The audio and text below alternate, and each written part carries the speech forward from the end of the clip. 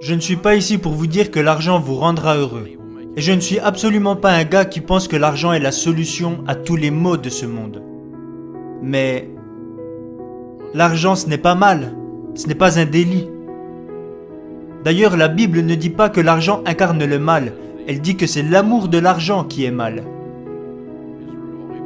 Ce que j'ai découvert il y a plus de 30 ans, c'est que l'argent vous fait devenir plus que ce que vous êtes déjà. Il amplifie le bon et expose le mauvais, significativement. Si vous avez un mauvais fond et que vous obtenez soudainement beaucoup d'argent, alors je plains les personnes autour de vous. Vous deviendrez sûrement un petit tyran. Vous pouvez avoir des problèmes d'argent. Vous savez quelle est la première cause de divorce de nos jours? Quelle est la première cause de séparation? Les problèmes d'argent. Alors nous allons parler de 5 règles afin que vous ayez plus d'argent. Et si vous suivez ces 5 règles sur plusieurs années, je peux vous assurer à 100% que vous obtiendrez des résultats qui iront bien au-delà de tout ce que vous pouvez imaginer. Ça, je vous le garantis à 100%. Parce que laissez-moi vous dire, si vous plantez du maïs, ne soyez pas surpris si le maïs se met à pousser.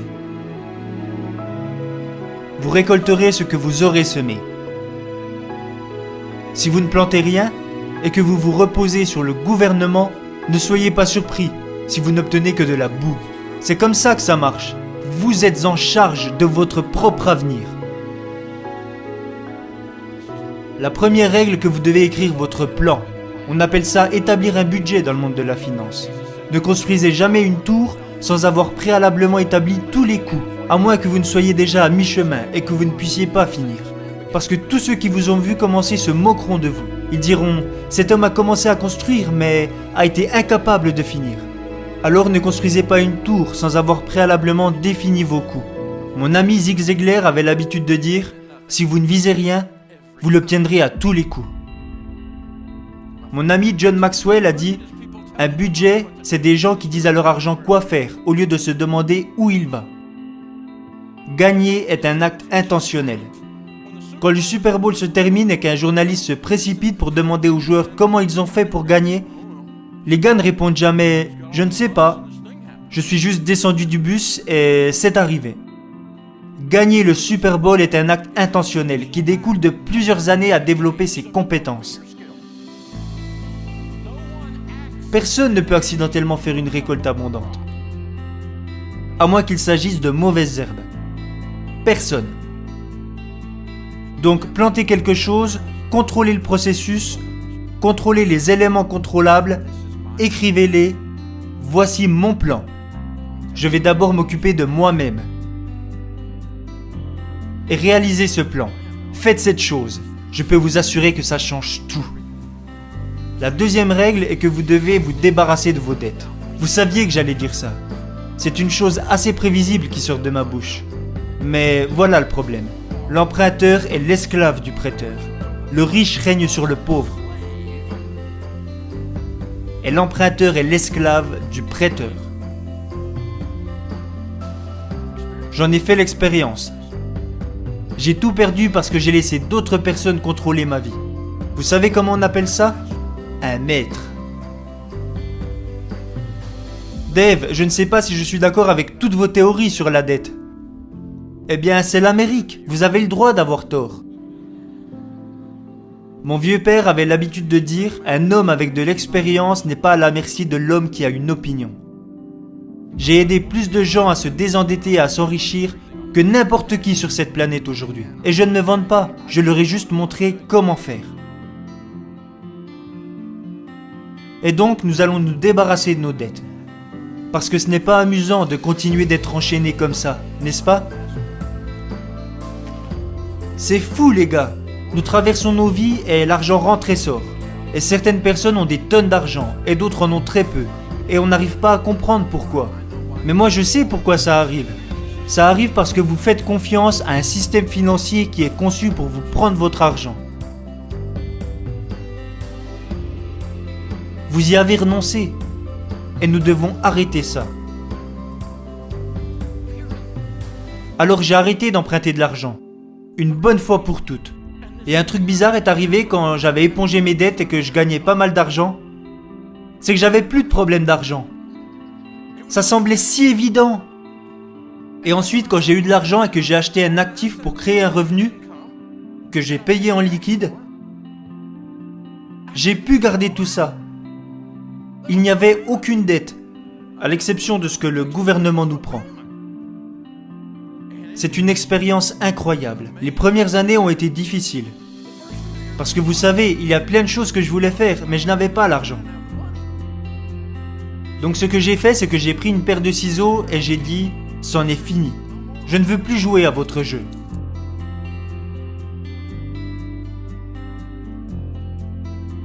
On me demande souvent « vous n'avez pas de carte de crédit ?» Ben non, ça fait 30 ans que j'en ai plus. Depuis que j'ai fait faillite. Au début, ils ne voulaient pas m'en donner une. Et puis un jour, ils ont changé d'avis. Mais moi, je n'en voulais plus parce que j'avais appris toutes ces choses sur l'argent. Voici mon portefeuille, avec à l'intérieur des visages des présidents sur des beaux billets verts. Et 4 morceaux de plastique. Ma carte de débit pour mon entreprise, ma carte de débit pour ma maison, mon permis de conduire et mon permis de port d'armes. Un type m'a appelé à la radio un jour et il m'a dit « Vous allez me tuer. Le remboursement de ma voiture... » J'ai dit « À combien s'élève le remboursement de ta voiture ?»« 763 $. Tu as fait un crédit de 700 $ par mois pour ta voiture ? Oui, en effet. J'ai dit « À combien s'élève le remboursement de ta maison ?» Il m'a répondu « Je vis dans une petite maison qui me coûte 550 $ par mois. » Je lui ai dit « Mec, si le remboursement de ta voiture est plus important que le remboursement de ta maison, c'est qu'il y a un gros problème. » L'emprunteur est l'esclave du prêteur. Tu dois vendre cette caisse, mec. C'est elle qui te possède, elle ne t'appartient pas. Ok, ça avait l'air cool à l'époque. Et toi et moi connaissons tous deux la raison pour laquelle tu m'as appelé. Tu voulais juste que quelqu'un d'autre le dise à voix haute pour toi. J'ai fait beaucoup de choses stupides et je sais à quoi ressemble la stupidité. Et ça, mon garçon, c'est stupide. Tu dois vendre ta voiture. Vous dites que je dois vendre ma voiture ? Ben ouais, c'est ce que je viens de dire. Bien sûr que tu dois vendre ta caisse. C'est elle qui te possède, mec. C'est affolant. Je viens juste de t'expliquer que c'est elle qui te possède et pas l'inverse. C'est tout simplement fou. La 3e règle surprend les gens. Il s'agit de favoriser les relations de haute qualité. Ne vous y trompez pas, les mauvaises fréquentations corrompent les bonnes habitudes. Savez-vous que vous devenez la moyenne des personnes que vous fréquentez ? Des études montrent que vos 10 amis les plus proches au cours de la prochaine décennie, votre revenu se situera dans une fourchette de 10 à 15% de la moyenne de vos 10 amis les plus proches. Et certains d'entre vous se disent « J'ai besoin de nouveaux amis ». Eh bien, peut-être. Je veux dire, vous ne laisseriez pas votre fils, votre petite Johnny, se promener dans la rue avec les voyous du quartier. Parce que vous savez que si vous le faites, il a de grandes chances de très mal tourner. Il rentrera à la maison en employant des mots que vous ne dites pas chez vous. Vous lui direz « Où as-tu appris ça ?» Parce que tu ne l'as certainement pas appris ici. Vous devenez la moyenne des personnes que vous fréquentez. Ne vous y trompez pas, les mauvaises fréquentations corrompent les bonnes habitudes. Donc fréquentez des personnes généreuses et vous deviendrez quelqu'un de généreux. Côtoyez des gens qui traitent leurs femmes avec respect et vous rencontrerez des hommes qui traitent leurs femmes avec respect également. Et vous commencerez à traiter la vôtre de cette façon. C'est quelque chose d'étonnant et parfaitement logique quand on y pense. Alors choisissez judicieusement vos amis. Attention, je ne parle pas d'être gentil avec certaines personnes et de snober tous les autres. Moi, je suis gentil avec tout le monde. J'aime les gens. Mais là, je parle de mon entourage. Les personnes dans ma vie qui façonnent mon langage. Les personnes dans ma vie qui influencent mon travail spirituel, ma générosité, ma façon de penser et ma perspicacité. Quelles sont les personnes dans ma vie qui me procurent cela ? Mesdames, c'est la même chose pour vous. La prochaine règle est économisez et investissez. Si vous n'avez aucune dette et que vous avez un plan, la première chose que vous allez vouloir faire, c'est économiser et investir. Car dans la maison des sages, il y a des aliments de qualité et des réserves de nourriture. Et le reste de ce proverbe dit, et l'homme insensé dévore tout ce qu'il a. Si vous dépensez tout ce que vous gagnez, concrètement parlant, vous êtes un idiot. J'ai moi-même été un idiot. avec une grosse flèche rouge pointée sur moi. Idiot, idiot, idiot. Je sais ce que ça fait d'être un imbécile. Je sais ce que ça fait d'être fauché. Parce que je dépensais tout ce que je gagnais. Pour être honnête, j'ai toujours été capable de gagner de l'argent. Je n'étais juste pas capable de le garder. J'ai toujours pensé que je pouvais gagner plus que ma stupidité. J'ai essayé pendant longtemps et ça n'a jamais marché. Économiser et investir. On économise d'abord pour un fonds d'urgence. Épargnez 3 à 6 mois de vos dépenses. Pour se préparer à... un jour de pluie, bien sûr. Je veux dire, que se serait-il passé si vous n'aviez eu aucune dette à rembourser et un fonds de sécurité de 20 000 $ en 2020 ? Et que se serait-il passé si vous n'aviez eu aucun fonds de sécurité et que vous aviez une dette de 20 000 $?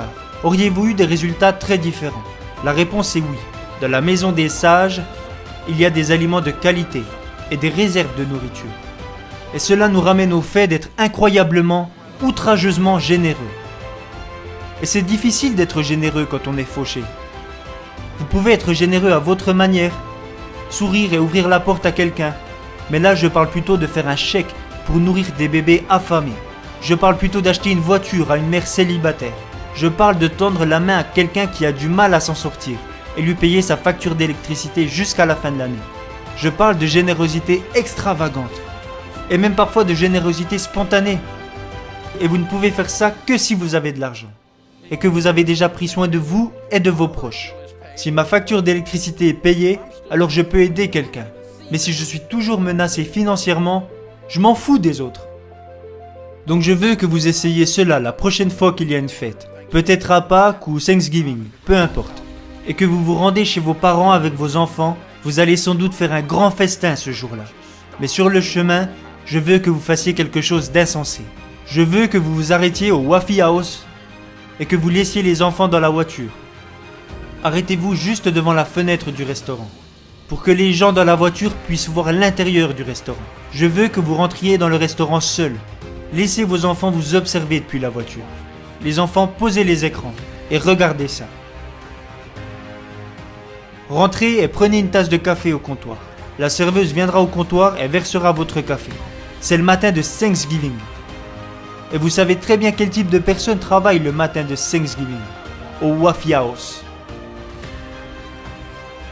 Payez votre café. Et je veux que vous preniez 3 ou 4 de ces billets de l'ami Benjamin Franklin.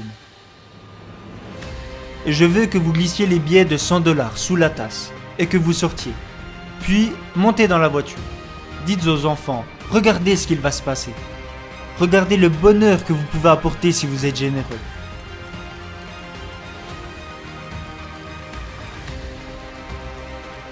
La serveuse va venir et découvrir les billets sous la tasse. Et elle les regardera.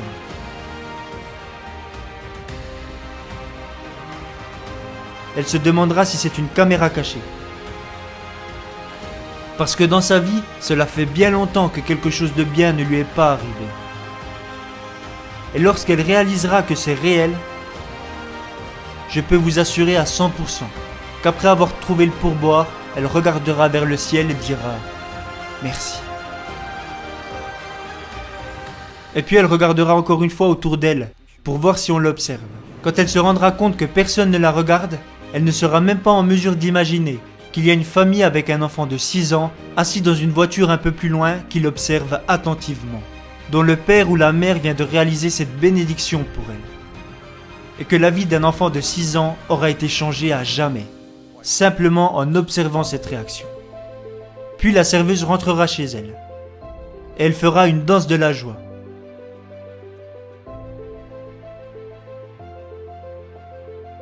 Parce que ces quelques billets verts feront toute la différence à la fin du mois. Maintenant, je veux que vous alliez dépenser 300 $ avec votre épouse, que vous passiez une soirée agréable et que vous vous amusiez. Pensez-vous que vous ressentirez la même sensation ? Je veux que vous appreniez à apprécier l'argent. Mais je vous mets au défi de vous amuser bien plus avec ces 300 $ que ça. Donc dans la mesure où vous n'êtes pas outrageusement généreux, parce que vous êtes endetté et que vous n'avez pas d'économie, vous n'avez pas de plan, et vous traînez avec des gens égoïstes qui se préoccupent seulement de leurs photos Instagram, si une seule de ces 5 règles n'est pas suivie scrupuleusement, alors il est l'heure pour vous de prendre cette décision et de changer.